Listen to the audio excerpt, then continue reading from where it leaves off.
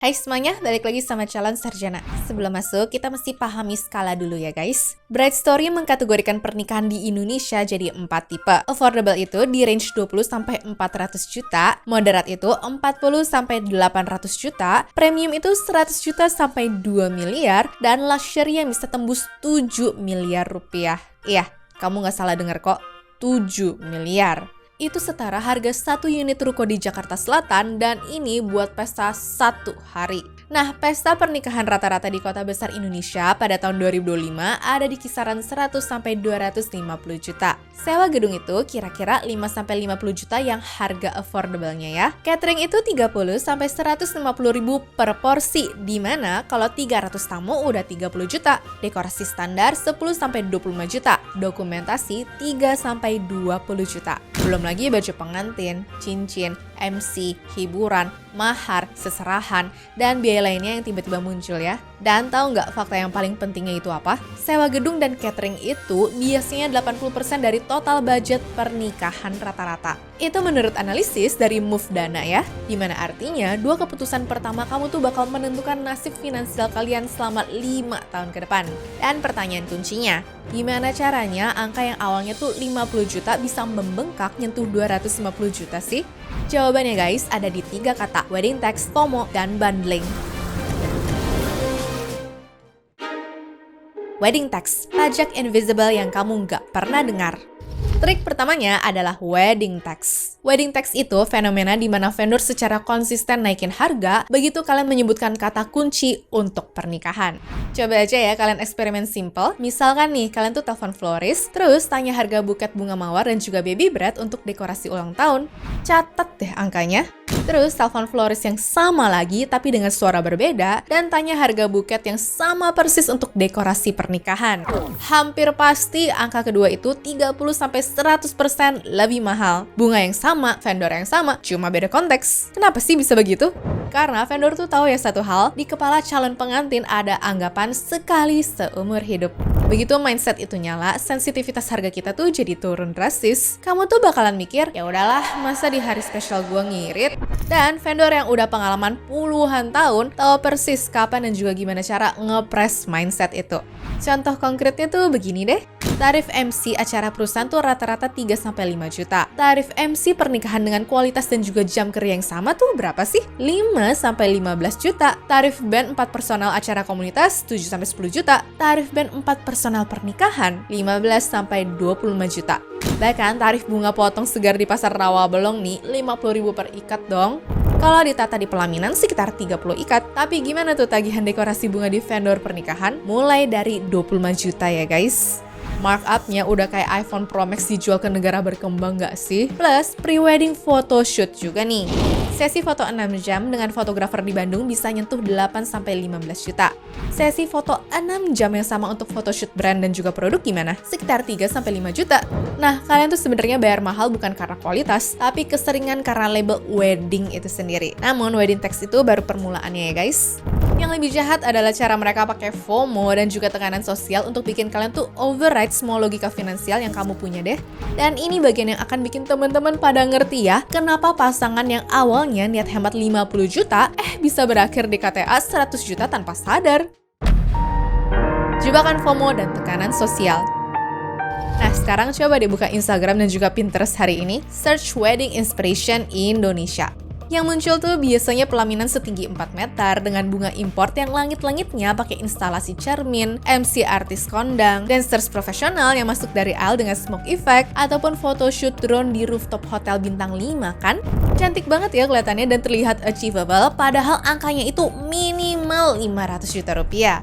Tapi yang nggak Pinterest tunjukin adalah berapa lama pengantin itu nyicil utangnya. Berapa kali sih mereka nangis di kamar 6 bulan setelah pesta selesai? Berapa banyak sih pasangan yang akhirnya cerai 2 tahun kemudian karena gesekan finansial?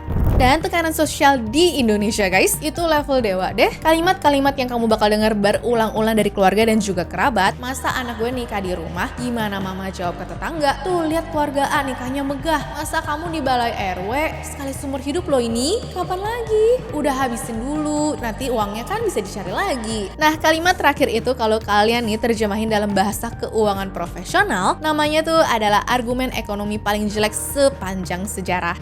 Tapi karena keluarnya tuh sesuatu dari mulut orang tua dengan nada cinta, ya kalian tuh otomatis ngerasa wajib nurutin. Dan jangan lupa ya, konsep pernikahan sama dengan refleksi status keluarga.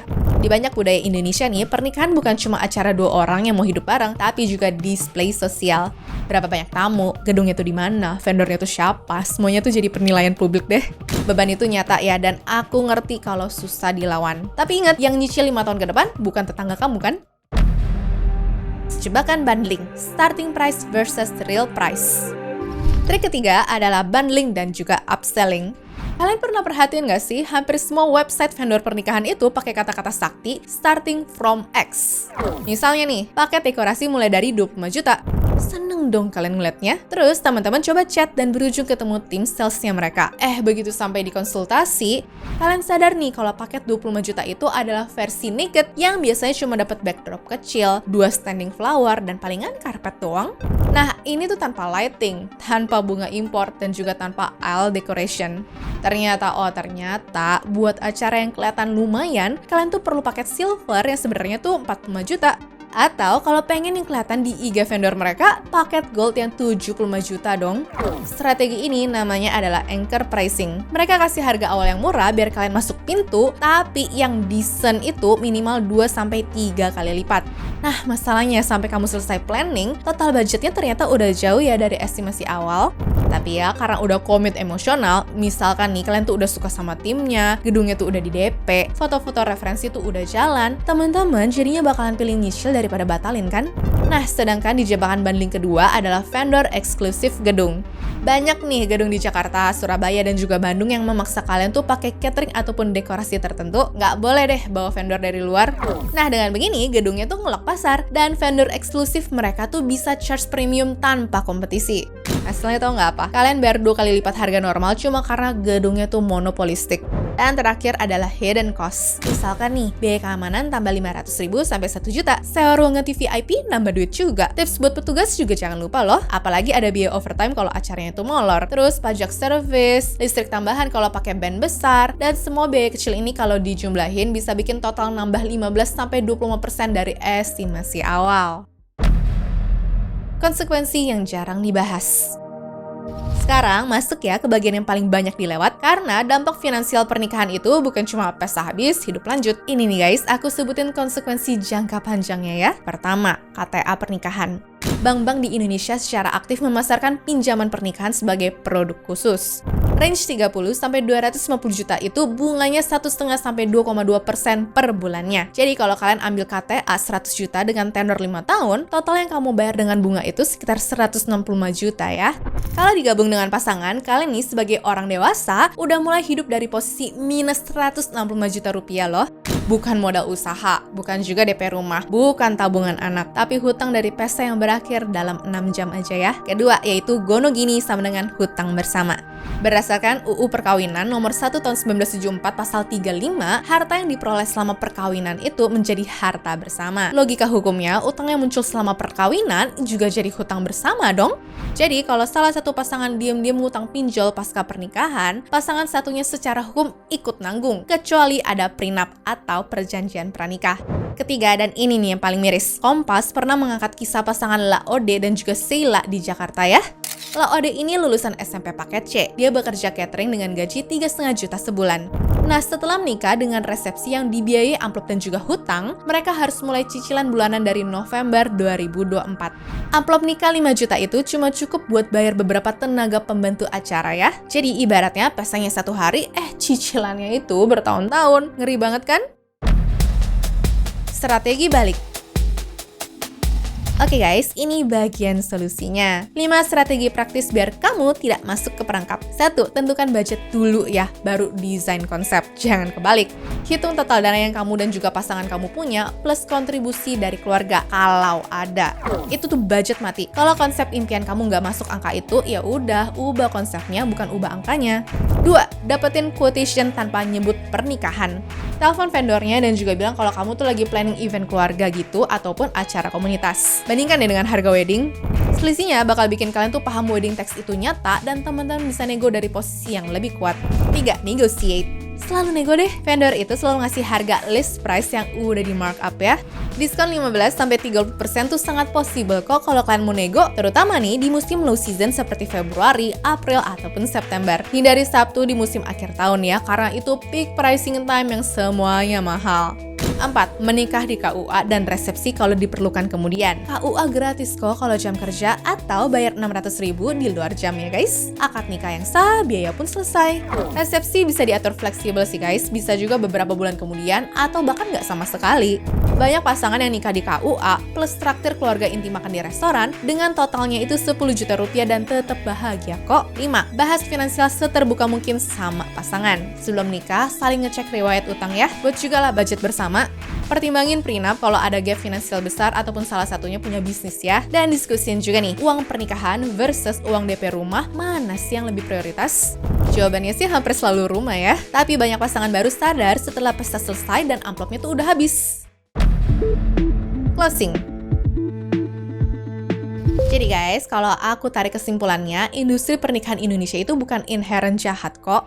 Ada banyak vendor yang etis dan juga kasih value real juga, tapi sistemnya secara keseluruhan didesain untuk mengeksploitasi momen paling emosional dalam hidup teman-teman. Wedding tax, FOMO sosial, bundling licik, semuanya itu ngumpul jadi mesin yang ngubah niat sederhana kalian jadi tagihan 5 tahun. Yang paling penting buat teman-teman pahami juga nih ya, pernikahan itu bukan 1 hari loh, pernikahan itu puluhan tahun guys. Pesta seharian yang spektakuler tapi ninggalin utang 150 juta atau bahkan lebih nih, secara matematis akan bikin 2 tahun pertama pernikahan kalian tuh dipenuhi sama gesekan.